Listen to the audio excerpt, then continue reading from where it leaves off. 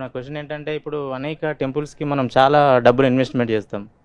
ఇప్పుడు టెంపుల్స్కి డబ్బులు ఇన్వెస్ట్ చేసే బదులు ఎంతోమంది వృద్ధాశ్రమాలు ఉన్నారు, హాస్పిటల్స్ ఉన్నాయి, వాటికి డబ్బులు పెట్టొచ్చు కదా, ఈ టెంపుల్స్కి ఎందుకు పెట్టాలి? మ్మ్. చాలా మంచి ఇప్పుడు ప్రశ్న. నేను రోడ్డు మీద వస్తుంటే చాలామంది అన్నదా వాళ్ళు ఉన్నారు, వాళ్ళకు కూడా పెట్టొచ్చు కదా, దీనికి పెట్టే ఇన్వెస్ట్మెంట్.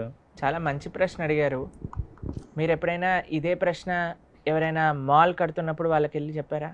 ఎందుకు ఇంత మాల్ కడుతున్నారండి, మీరు ఒక 3,000 కోట్లు 4,000 కోట్లు మీ బిజినెస్లో ఇన్వెస్ట్ చేయటం కంటే చక్కగా అందరికి పేదలకు పనిచేయచ్చు కదా అని మీరు ఎప్పుడైనా అన్నారా? లేదు. లేదు. ఎవరైనా 1,000 కోట్ల బడ్జెట్ మూవీ తీస్తుంటే మరి మేము అందరం ఏం పర్వాలేదు, నువ్వు మూవీ తీయకపోయినా పర్వాలేదు, నువ్వు ఆ 1,000 కోట్లు దానం ఇచ్చేయి అని ఎవరైనా చెప్తారా? ఓకే. కానీ కేవలం దేవాలయానికి వచ్చినప్పుడే ఎందుకు మనం పనిచేయాలి? మిగతా అవును. ఎవ్వరు పంచినప్పుడు దేవాలయం దేవుడి దగ్గరికి ఎందుకు ఈ ప్రశ్న వస్తుంది? ఇప్పుడు హాస్పిటల్కి వెళ్తే మన రోగాలు, శరీరానికి ఉన్న రోగాలన్నీ హాస్పిటల్ తీసేస్తుంది, అవునా? అవును. తీయచ్చు, తీయకపోవచ్చు, కానీ జేబు అయితే ఖాళీ అయిపోతుంది. అవును. కానీ ఆలయానికి వచ్చినప్పుడు ఆలయము, దీన్ని మనం సంస్కృతంలో అన్నామనుకోండి, తెలుగులో కూడా మందిరము అని అంటాం, అవును. అంతేనా? హాస్పిటల్ ఎలా అయితే మన శరీరానికి చికిత్స చేస్తుందో, మందిరం మన మనసుకి చికిత్స చేస్తుంది. ఓకే. మీరు ఎప్పుడైనా మీ జీవితంలో ఏదైనా బాధల్లో ఉన్నా, లేదా ఏదైనా కష్టాల్లో ఉన్నా, ఏదైనా మనసు కొద్దిగా ఏమంటాం డిప్రెషన్లో ఉన్నట్టుగా లోగా ఫీల్ అవుతున్నప్పుడు మీరు ఎప్పుడైనా గుడికి వెళ్ళి దేవుడికి దండం పెట్టుకుంటే మీకు మంచిగా అనిపించింది అనే అనుభవం మీకు ఎప్పుడైనా ఉన్నదా? ఉందండి. ఉందా? మీకుందా పర్సనల్గా? అవును. దానికోసమే గుడి కావాలి. ఓకే. మందిరము అని అంటే మనసుకి చికిత్స చేసే ఒక వ్యవస్థ. ఓకే. ఒక ఆలయం వల్ల, ఇప్పుడు సపోజ్ అయోధ్యలో రామాలయం అనుకుందాం, అవును.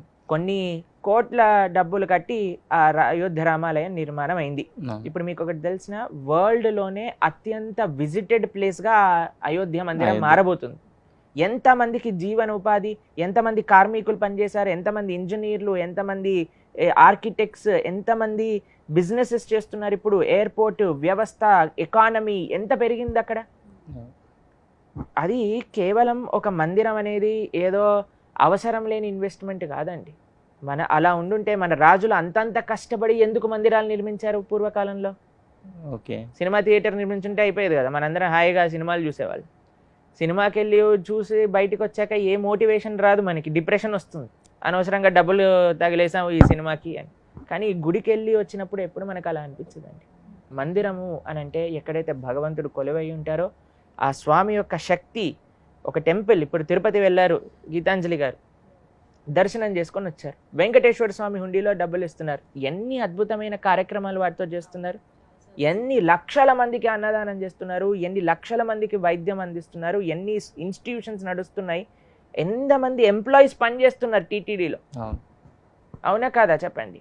కాబట్టి everything has its own role to play. ఇప్పుడు మనం అడిగామనుకోండి, పార్లమెంట్ ఎందుకు తీసేయచ్చు కదా, కొత్త పార్లమెంట్ కట్టడం ఎందుకు, డబ్బులు పంచేయండి. దేనైనా పంచేయచ్చు, ఆ పంచడం మనతో స్టార్ట్ అవ్వాలి. ఇప్పటి నుంచి ఏం చేయాలి అంటే, ఇలా ప్రశ్న అడిగే వాళ్ళందరూ వాళ్ళ జన్మదినోత్సవాలని, యానివర్సరీలని అవి ఇవి చేసుకోవటం ఆపేసి ఫస్ట్ ఆ డబ్బుల్ని పంచండి, దాని తర్వాత భగవంతుడి దగ్గరికి వద్దురు. కానీ మా స్వామి ఏమన్నాడుగా పాపం, ఇలానే నవ్వుతూ ఉంటాడు కాబట్టి అందరు దేవుడిని టార్గెట్ చేయడానికి ప్రయత్నం చేస్తారు. అదే పక్కన వాడికి వెళ్ళి, రే నువ్వు ఇంత పెద్ద బర్త్డే పార్టీ ఎందుకు చేస్తున్నావు, అవసరం లేదు, నీ డాటర్ ఫస్ట్ బర్త్డే చేయటం అని అన్నారనుకోండి, లాగా ఒక్కటి పీకుతాడు. కాబట్టి మనం జాగ్రత్తగా ఉంటాం అక్కడ. కాబట్టి మందిరము అనేది చాలా ముఖ్యమైన ప్రదేశం, మన సనాతన ధర్మానికి కేంద్రం మందిరాలు అన్నమాట. వాటిని చక్కగా మనం నిర్మింపజేయాలి. మందిరం ఏదో భగవంతుడు పూజలు చేసే ఒక ప్లేస్ కాదండి, అది వ్యక్తులు వెళ్ళినప్పుడు ట్రాన్స్ఫర్మేషన్ని కలిగించే ప్లేస్, మార్పుని, మనస్సు యొక్క మార్పు. దాంతోపాటు మీరు చూసారనుకోండి, మందిరంలో సర్వీస్, ఎంగేజ్మెంట్ ఎన్నో ఉంటాయి. కాబట్టి మందిరము అనేది మన సనాతన ధర్మానికి కేంద్ర బిందువు. ఓకేనా? ఓకే. సంతోషం. Thank you.